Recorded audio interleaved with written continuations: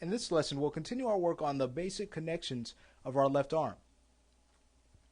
So to start off, what we can do is go ahead and clean up these controls so we can get rid of all of the attributes that we won't be using.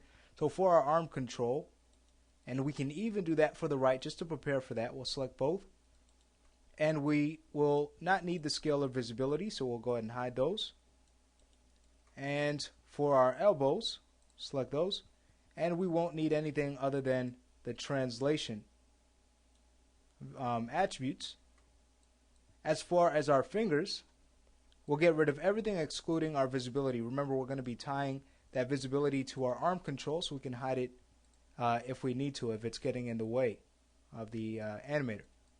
Alright, so now that that's done, let's get right to focusing more on our left arm. So again, we're going to be setting up our basic connections. One is going to be for our IK handle.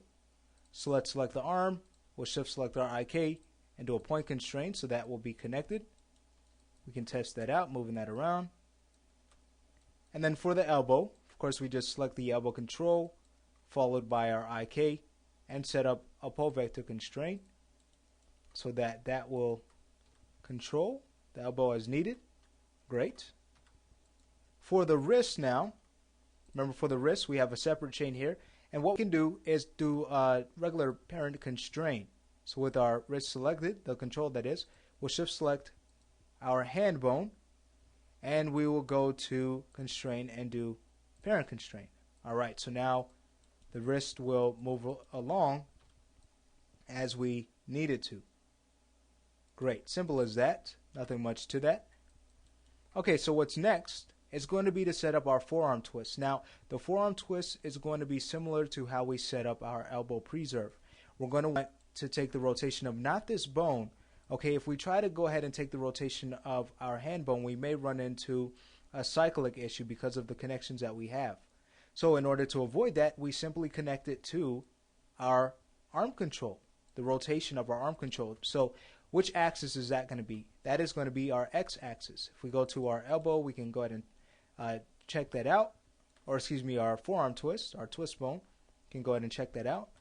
Alright, great. So we have that twist set up and we know it's going to be connected to our control, but we're not going to want to connect it directly. Just as we did with the elbow, we're going to want some more fall off in its rotation.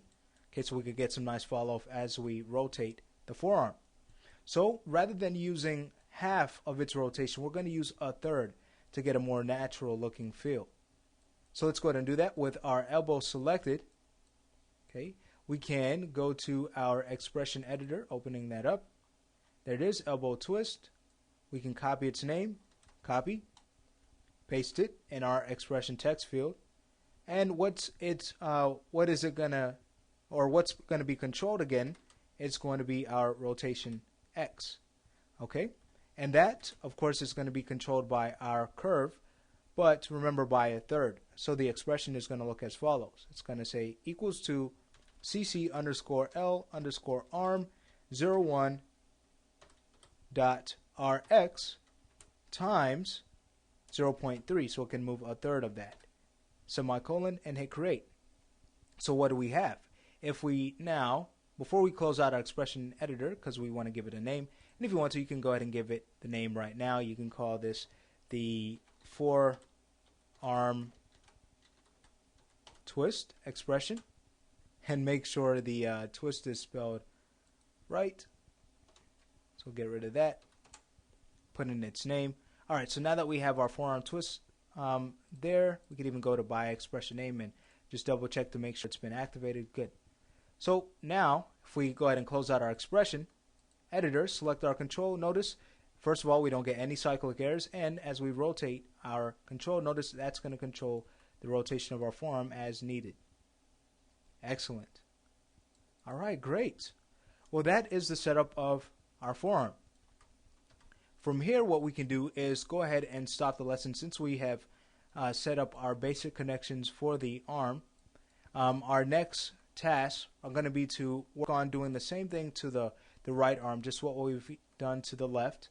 And, just setting up those basic connections. And then prior to that, or afterwards, I should say, we're going to want to set up our follow switch so it'll follow the chest, So it'll also follow our the world, and even remember our hat too. So we're going to be setting that up after we've gone ahead and set up the right arm.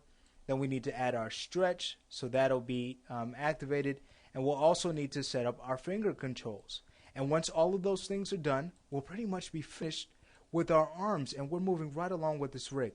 So we'll stop the lesson here, and in the next lesson, let's bring our attention to that right side.